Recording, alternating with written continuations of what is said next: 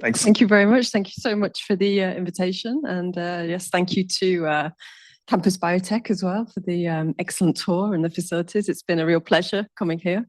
So today I want to talk about some of the work that I've been doing in the past probably 10 years, which is mainly focused about the sense of touch in humans. Looking at it from the first stage when it's encoded by the skin all the way up to perception and what we do with this.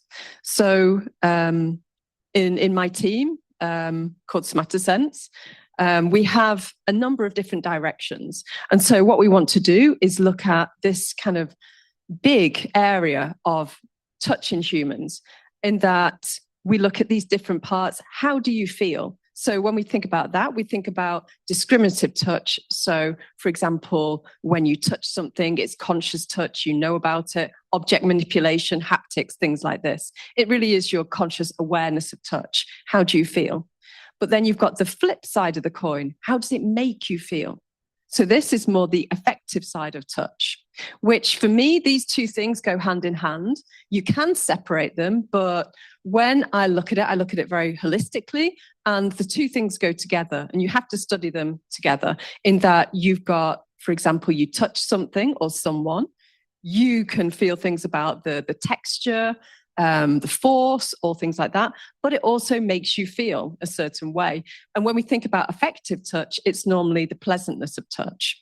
But we do also look at unpleasant touch in the group, which is interesting because it's a grey area in between touch, neutral touch, pleasant touch, neutral touch, and pain. You have this area of unpleasant touch. It's not painful, but it's not particularly nice either. So we've got some work on that I won't present today, but if anyone's interested. We also have another axe in the group. So we have a platform Body Sense, where we do experiments, and it's kind of we use it internally in the department, in the university, but it's also open to external collaborations, that we develop new electrophysiological methods, tests for somatosensation in humans, things like this. And so it really is methods development for research, and then also to go on to clinical application and things like neuroprosthetics. So to explore touch further. So we've got the full avenue from fundamental touch all the way up to its application. So can you change the way we feel, for example? So when I look at touch, I can see the kind of the spectrum of touch, in that it's not simply a mechanical signal. When we touch something, for example, there's always an element of temperature. We know things instantly about the duration of the touch from when it's encoded in the periphery, the timing of the firing of the mechanoreceptors, and we can get things like vibration, pressure, roughness, edges, which are all kind of more low-level encoding. But then it goes into other different ideas. So wetness. One of the things we're studying is what is the perception of wetness, which I'll talk about a little bit. Also texture, softness, compliance. And so it's kind of getting a bit more complicated here. How is all this encoded and perceived? So then we've got touch, but we've also got temperature, because everything that we interact with has a temperature, whether it's neutral, the same as the skin, or warmer or colder. And then this can make you feel better. It can be pleasant, it can be soothing, it can be calming. And then it can go all the way into pain. And then we don't really look at pain, but obviously you've got lots of different types of nociceptors, which encode even normal object interactions. You can activate nociceptors there all the way through to the really severe kind of pain conditions. However, when it comes down to it, what we have is A beta mechanoreceptors, which are present all over your body. And then we've got C tactile afferents, which I'll talk some more about, which are more related to the hairy skin and receiving affective touch. And then we've got thermoreceptors for temperature, and they've got nociceptors for pain. However, in my work, we're showing that it's a lot more complicated than that. And we get lots of interactions between these, even in the most basic level of encoding. So I said we can split touch into more discriminative aspects. So what, when, how long. this is quite easy to study because we've got stimulus, we've got response. It's a touch that you're consciously aware of. And this is very important for things like object manipulation in haptics. And then we've got the emotional affective component, which comes with more of a delay. The signals are slower here. So it's a different quality of information coming in. You are aware of it, but you're less consciously aware of it. And so it can also be, a reinforcing signal. It can be attention dependent, but it's still an important signal to consider. And it's important for things like well-being and health, things like this. But when we look at the skin, we normally think about hands because we use our hands for everything. We explore the world with our hands, but the sense of touch is much more than that to us in the group because we look at the sense of touch all over the skin because the skin is very different all over. You've got the glabrous skin of the hands here. You've got the hairy skin here. It contains different receptors at different densities. And we can quantify this in the approach microneurography that we do. So it's very, very different all over. And it depends why and how you touch it. And we're trying to understand these parts to try and decode this in the periphery. But I think it's always got both the discriminative and affective components. So we have sometimes quite philosophical discussions in the team in that actually the skin doesn't care what stimulus it comes from. It could be a solid, a liquid, or a gas. For example, a wind moving across your skin is still a mechanical activation, even though you're not being touched by a solid object. So the skin doesn't care about this. So we've got three types of ideas that we can look at. We've got mechanoreception, thermoreception, and chemoreception. And not much has really been done on the chemical sense, but this can activate all your receptors. So what we have to do is think about the first steps. What stimulus have you got? From a mechanical stimulus, is there skin displacement? A thermal stimulus, is there a change in temperature? Or a chemical stimulus, have something been applied to the receptors, which can change their properties? And then when you go into the type of receptor that encodes this, we've got mechanical that can be encoded by mechanoreceptors and nociceptors at the same time. Even more gentle touch is in part coded by nociceptors, which shows the kind of the broad spectrum here that we're looking at. And again, thermal signals can modulate all of these. It can modulate, of course, it activates thermoreceptors, but it can also modulate mechanoreceptors, which I'll talk a little bit about. And then chemical as well, but yeah, we've never explored that really. So how can we really look at the peripheral code and then get a perception at the end?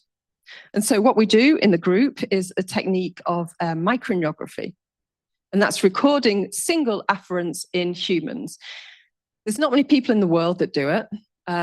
It's challenging, but it's fun. It's really a fun technique because we have healthy human participants who come in, and basically the technique hasn't changed in 50, 60 years. You put a needle electrode in their nerve, and I want to tap into those signals there. And there's a lot you can do with this. So the technique of microneurography, we have these electrodes. You can see here that it's not that dissimilar to an acupuncture electrode. In fact, it's smaller, it's finer. And what we can do is just go directly through the skin. There's no cutting, there's no anesthetics. We just go through the skin because we've learned over many years of studying it where the nerves should be, but we're going in blind. So sometimes these experiments can take a long time. And although it's been around for a long time, it hasn't really changed. It's really quite manual. It can take hours just getting into the nerve. Then you have to find a single recording. And it takes a lot to think about all at once. So as a kind of like a picture of the microneurography setup, what you'll have is a person comfortably sat down. It's very important that they're comfortable because they could be there for many hours. They can't move. We'll have them. We want to put this small electrode manually. There's no manipulators or anything. We put it directly into the skin. We know the depth of the nerve and we go in blind, really. We go in and we should be able to get in the nerve at some point. And with experience, you can get in quite quickly, although it can still take some time. And so what we have is kind of a picture of a big electrode in a human nerve. And we want to record from one of those fibers. So it's single fiber afferent recordings is what we do here. And this is just an example of a myelinated, slowly adapting type 1 afferent, that this is what you can see. You've got a nice response because you're touching the receptive field. You've defined the receptive field and you get a nice response. And you can, ask the person about the stimulus as well. How does it feel? And you get a nice nerve spike and you can do analysis on this. So just to show you a little bit about microneurography, this is what it looks like. This is going into the arm here, but we can go into a lot of different nerves over the whole body. It's normally done on the arm or the leg. But it's very manual. It's very manual. And we just get closer and closer to the nerve. And when you get into the nerve, you'll hear a discharge and boom, you're in. And then you can record from single units in the nerve. And then this is just an example of a very nice recording. My postdoc here, what she's doing is we have a recording in the median nerve here, which goes to the hand. And you can see in the background that she's touching the skin, the receptive field, and you can see these really nice responses in the background, which relate directly to the touch there. And so you can always play with it. People want to play with their own receptors. It's interesting to be a subject in this. This is really nice signal to noise, by the way. It's not always like that. And again, we have another example here. This is one of the robots that we use, the rotary tactile stimulator. This has been used in many of our experiments with effective touch and pleasant touch, and it can stroke across the skin in a very controlled way for the force and for the speed, and it activates the receptive field. And you can see in the background, you have, again, these very nice responses. This is recording from a hair afferent in the arm. You can see the brush is just slowly going over the arm. And in the background, you would normally hear these signals. Unfortunately, the sound doesn't transfer very well here, but we look at the signals, but we actually go more by listening to the signals in microneurography. So I want to give you some kind of ideas of the things that we do, the things that we can do, and the future work that we're investigating to try and look at more the complex angles in touch. And so, like I said, we work both on discriminative touch and effective touch. And discriminative touch, we tend to think about the A beta fast conducting mechanoreceptors. So these are the ones that send the information very quickly to the brain. It's giving you direct feedback there, for example, object manipulation. It can tell you about all different things from the duration, the location, also form, texture, where there's borders. These things are encoding a lot, but in different ways. And so we need these signals to actually manipulate objects. But it's not just that. We have these all over our body anyway. It's not just for object manipulation with the hand. But it gives you a conscious feedback, a direct feedback. And this is what we're exploring. So in terms of the mechanoreceptors, the way I see it is that we have many, many different types. People normally talk about the mechanoreceptors of the hand, but it's much more complicated because we have different ones on the hairy skin. It's different between the glabrous and then the hairy skin of the rest of the body. And each is playing its own role, although there are similarities between them, but you have to think about the receptor in the skin. So, for example, we have fast adapting type 1, the Meissners. We have fast adapting type 2, the Pacinians, and these are encoding vibration, especially the Pacinians are so sensitive to vibrations. You can blow across the skin and they're responding. Then you've got the slowly adapting ones, which respond very well to this long-lasting indentation pressure. And you've got the type 1 with small receptive fields and type 2 with larger receptive fields. But here you get differences between the glabrous skin receptors and the hairy skin receptors. So depending on the receptor in the anatomical skin can shape its response. And we have to be aware of this to apply it in, for example, prosthetics and haptics, that an SA1 in the glabrous skin may not respond in the same way in the hairy skin because of its environment. And in the hairy skin, we've got other things. We've got hair afferents, and we've got something called field afferents as well. And these are the general classifications. However, we have an International Society for Microneurography, and we definitely have, with a lot of other people in the world working on touch, ongoing debates about the classifications of mechanoreceptors, which can be really quite passionate sometimes. And we can't even agree on these classifications still, because there's variability, are there subtypes, things like this. We can really go deep into this. We also have the C-tactile afferents, which all the other ones here are myelinated A betas, sending the information quickly.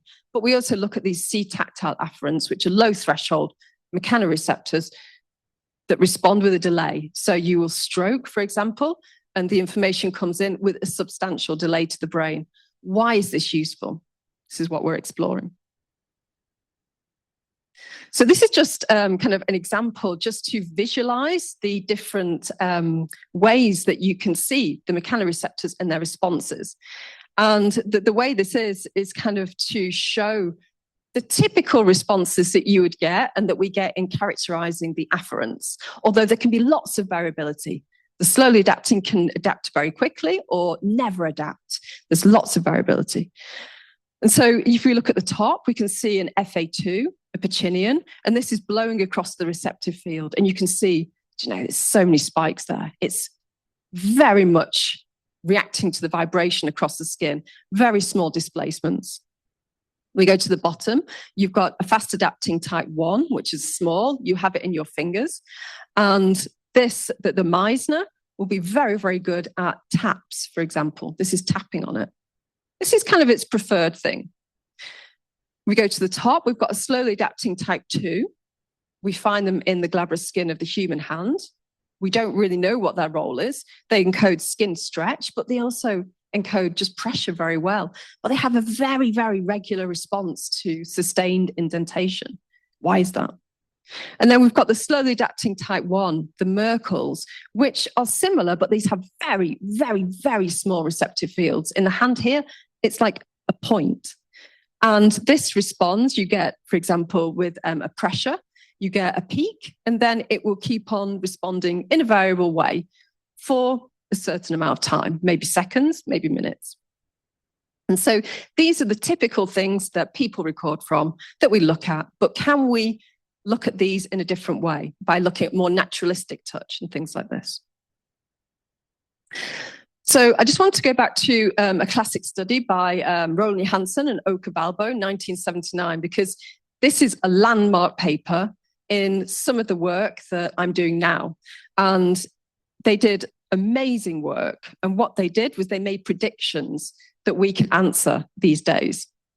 And so what they did, they related the threshold of mechanical afferents and the psychophysical threshold. So this is what you can do in humans. You can then look at the afferent itself, a single unit's threshold, and relate it to your perceptual threshold for touch.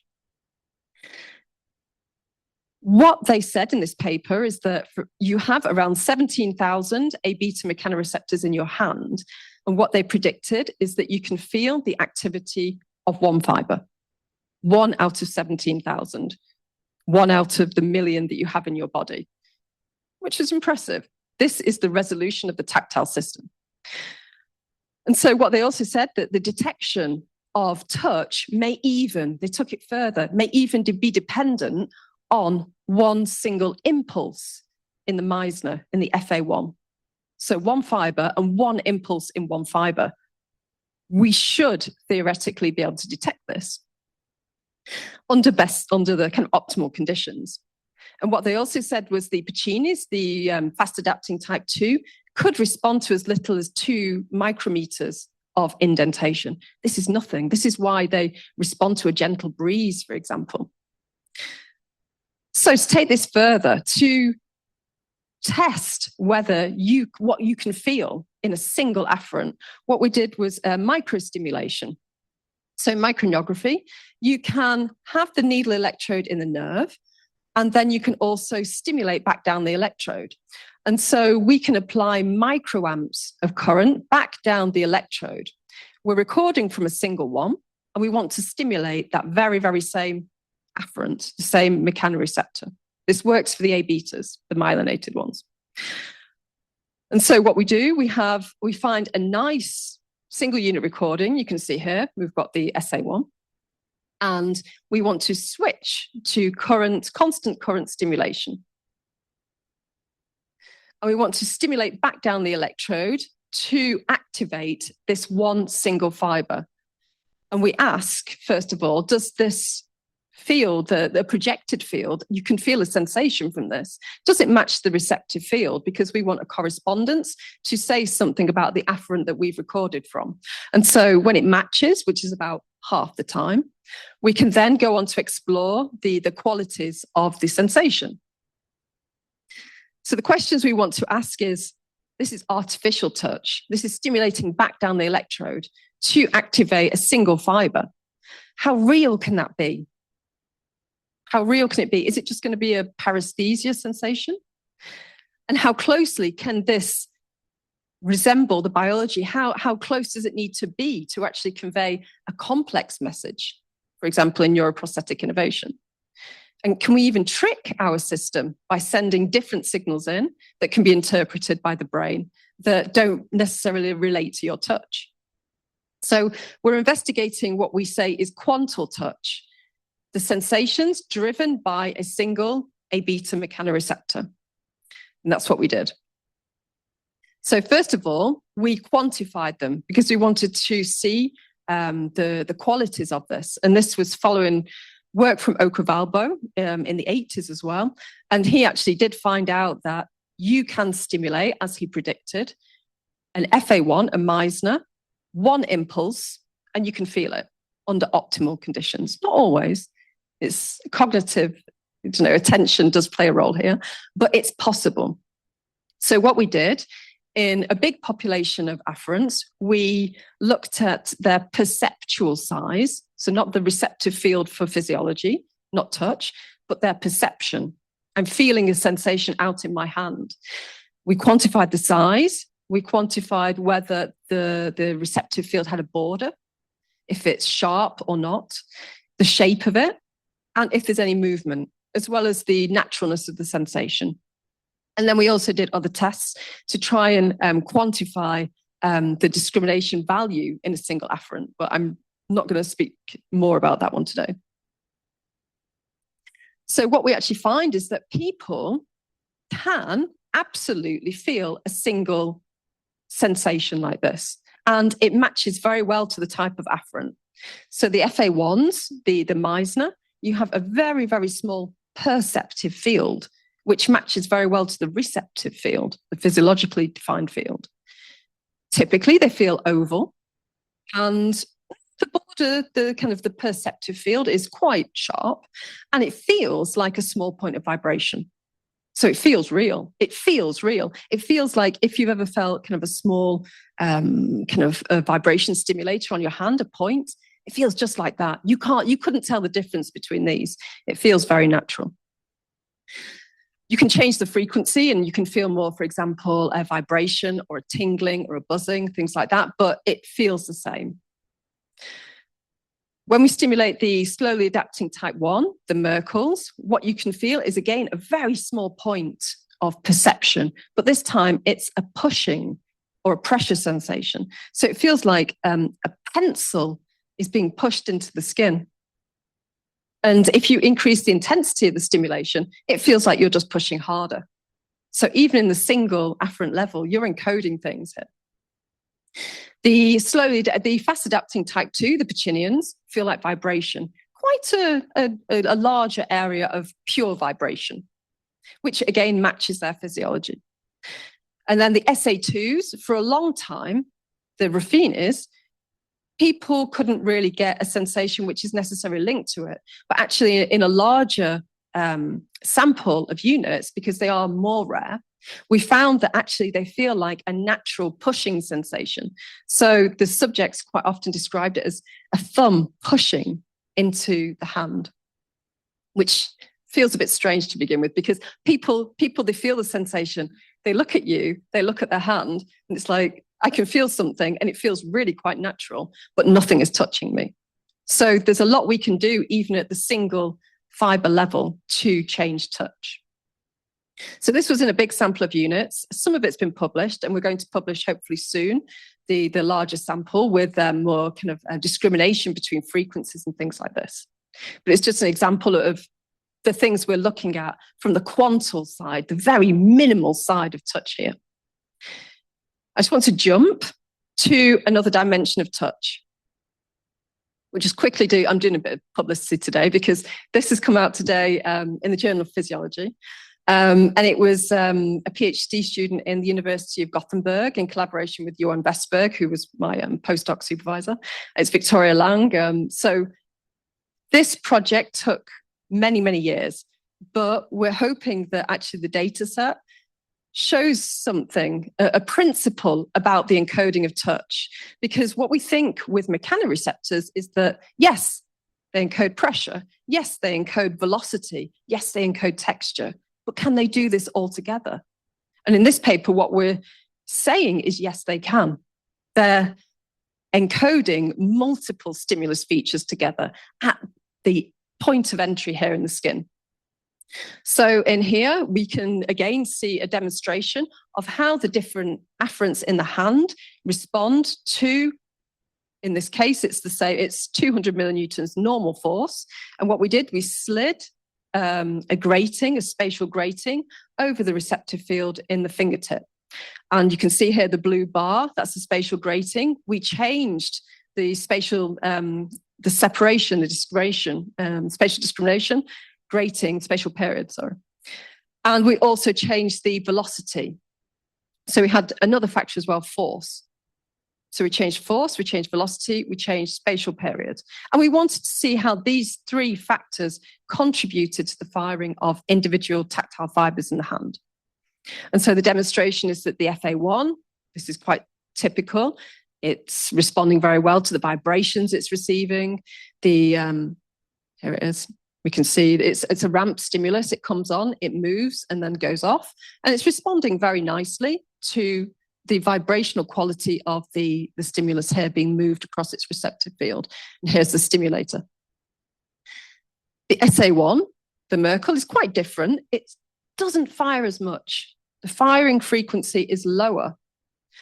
But however, it's very much encoding the duration of the stimulus. This is classic. This is what we know.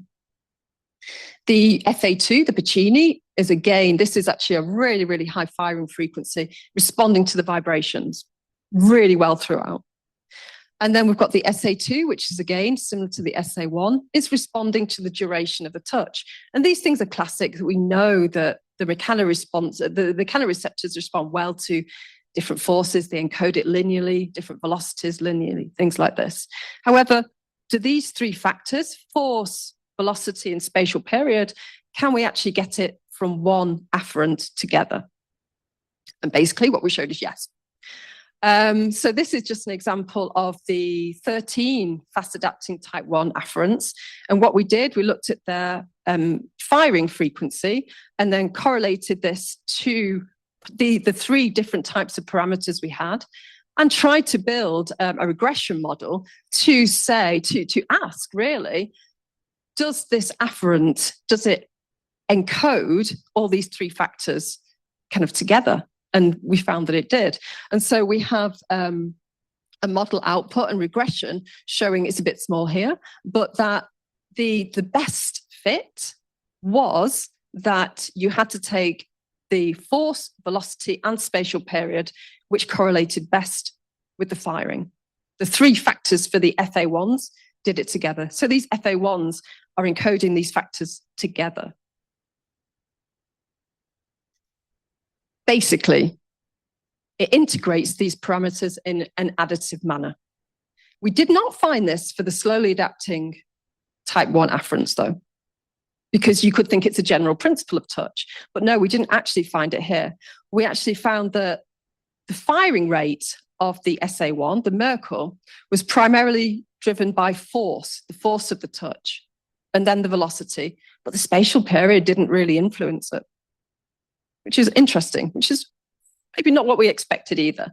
But that already the individual afferents are encoding more higher level complex parameters, and it's different between the different populations.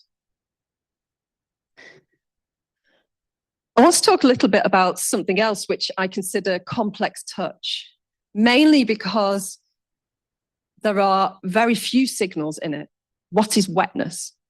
We don't have a hygroreceptor to tell us about when a liquid touches our skin. And so we have all these like really random conversations in the group.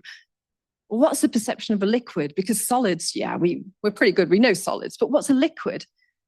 It's not a solid, it's not a gas, but we touch liquids. We touch solids, do we touch gases? And all these different things. But the skin, like I said, doesn't care. The skin just cares about the displacement, the mechanical displacement. So it's a very subtle signal. Wetness is a very, very subtle signal. And this is something that is an ongoing project, and we don't have the answers yet, but I just wanted to share some preliminary insights to the encoding of wetness, because when we touch solid objects, we get nice mechanical signals, as you could see, really lots of responses. When we touch a liquid, it's actually the absence of signals, which probably helps us know that it's a liquid. So we know very little, basically, about the perception of wetness and how it's encoded, but we want to investigate this. So we did a study into the perception of drops of water. So these give a very small force when it hits the skin.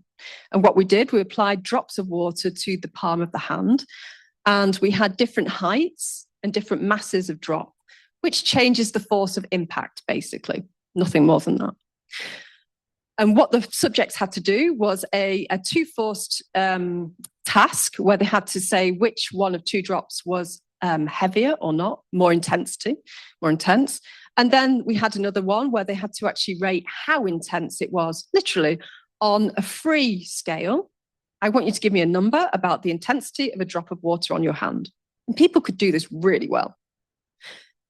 So well that we were actually surprised how significant the results were. So we found that we could have draw a psychophysical curve just to actually give us the just notable difference. So how much did I need to change the weight of the drop, the mass of the drop, to give a noticeable difference of intensity for the person? It's around 10 milligrams. And for the perception of the general intensity, people were so good at discriminating between drops of water. For once, we were really surprised about the clarity of the perception. They were really good. So when you increase the mass of the drop or the height of the drop, which changes the force impact, people could really say, yep, I'm giving that 10. I'm giving that 20. Oh, this one's more 50. This one's 0.1. They were so good at classifying this. So, of course, we asked how and why, which mechanoreceptors are responding to drops of water on your skin. So we have some preliminary data that it's not from many afferents, but I just wanted to share some insights about this subtle signal. So in the glabrous skin of the hand, with the 4 typical mechanoreceptors, we only found that the Pacinian afferents, the FA2s, encoded the drops of water. You could have a very, very sensitive FA1, SA1, that's responding to the smallest monofilament, a solid touch like this. It responds to a drop of water, which has a higher force of impact. It didn't respond because there's no border. It's just, we think the drop of water is creating vibrations, very small vibrations in the skin, and it's the Pacinians that are picking them up. However, and this is why I said you have to be careful looking at the skin type, because when we go into the hairy skin, we did do this in hairy skin, and the same mechanoreceptor, for example, the the SA2, does respond to drops of water in the hairy skin. So it depends about the mechanoreceptor and in its environment, which is different from here to the hairy skin. And so actually we found in hairy skin that the SA1 didn't respond and the C tactile unit didn't respond, which is, I'll present a little bit more about the effective side next. But all the other ones did. The Ruffini, the Pacini, the hair, the field, they all encoded a drop of water very nicely. And we're working on this right now to look at the frequency and things like this. So this is just preliminary insights. So these are some of the different things looking at the A beta mechanoreceptors that we do and discriminative touch. So we also look at effective touch. So affective touch is more how it makes me feel, the emotional component. The A betas can give you information about affective touch, because I know that if it's a gentle force, a slow stroking that's with a smooth surface, I know consciously that this is nice. But what we think is affective touch provides a way to reinforce this initial information from the A betas. The affective channel is a privileged channel to say, yes, this is a reward. Yes, this is pleasant. So although we can have affective touch on our hands, we typically think about affective touch more over the hairy skin of the body. For example, a hug, stroking the skin, things like this. And we tend to use a more emotional language anyway with the hairy skin of the body. And in the hairy skin of the body, we have many, many C-tactile afferents. So these are unmyelinated, low threshold mechanoreceptors, which respond very well to gentle stroking. And we have found them on the hand, but they're very rare. But they are abundant in, for example, the forearm here. You can find lots of them. So what's their role? Well, we think they're encoding the positive, affective aspects of touch, reinforcing the initial input from the A betas, giving you a reward to make you come back and have another hug, for example. So we've recorded from C-tactile afferents. And there was a seminal study that came out of the lab of Jorn Westberg on how C-tactile afferents respond to slow, gentle touch. And what they did was microneurography. We had this stroking robot that you saw before, and it can stroke over the skin, over the receptive field, at very, very slow. So, for example, 0.1 centimeters per second, which is very, very slow, all the way up to 30 centimeters per second, which is very fast. And we had, so it's 0.1, 0.3, 1, 3, 10, 30 centimeters per second to cover a range here, a big range.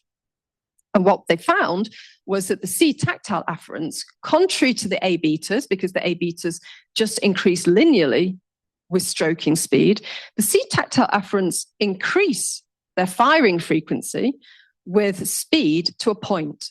It peaks around 3 centimeters per second, which relates very nicely to a gentle caress.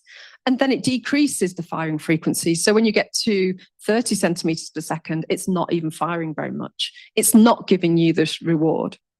And then they related this to a psychophysical experiment where we asked people about the pleasure. So there's pleasantness ratings that related very well. You can see an inverted U-shaped curve for the CTs here. Matches very well the inverted U-shaped curve for the pleasantness perception of this. And so this was kind of which kick-started the affective touch hypothesis, that the C-tactiles specifically encode the speed of stroking, and that this speed of stroking relates very well to a gentle caress, which relates very well to human interactions. So this was followed up by a study in 2014 where we took the same paradigm, different stroking velocities over the skin, but we changed the temperature. So we did it at 32 degrees, which is like skin temperature. We also did it at 18 degrees C, which is cold, and then 42, which is warm. But this is in the non-noxious range, really. And we wanted to see if the C-tactile changed its firing with the stroke and also with the temperature. And what we found is, yes, we could repeat this inverted U-shaped curve, which is at the top here. And you can see that actually the black line, which is at neutral temperature, was the optimal responses. And that when you had cooler or warmer touch, it decreased the firing frequency of the CTs, which then implicated them very much in human-to-human skin interactions. This is why we think that the C-tactiles are very much optimized to encode gentle stroking touch at skin temperature.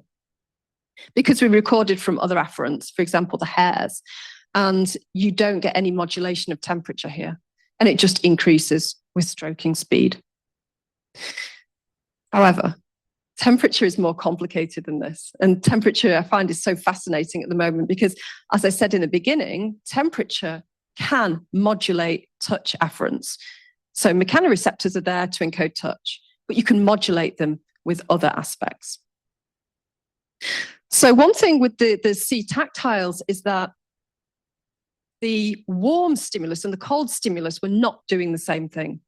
In the initial paper, both curves are decreased. But actually, when we explored it further, what we find is for the hot, like the warm touch, there was just a general decrease in the firing of the C-tactile afferent. What we had was a decreased number of spikes, the number of impulses, responses, and we had a decrease in the firing frequency. This is the warm at the bottom here. For very, very slow touch, this is examples of. Neutral was always best. Neutral always gave the highest firing frequency and the highest number of spikes. It really seems to be that the C-tactiles are adapted to human touch. However, we found something strange for cool touch in that you get a lower firing frequency, which is what we found in the initial paper, but actually you can get ongoing, longer lasting, low frequency discharges of the CT afferents. And we still don't really know why this is. So actually there's a lot more spikes. They're just at a lower frequency. And for C fibers, we don't know what this means because C fibers, you increase the frequency, you're getting a strong signal. Low frequency C fiber firing, what is the brain using this as? And that we don't really know.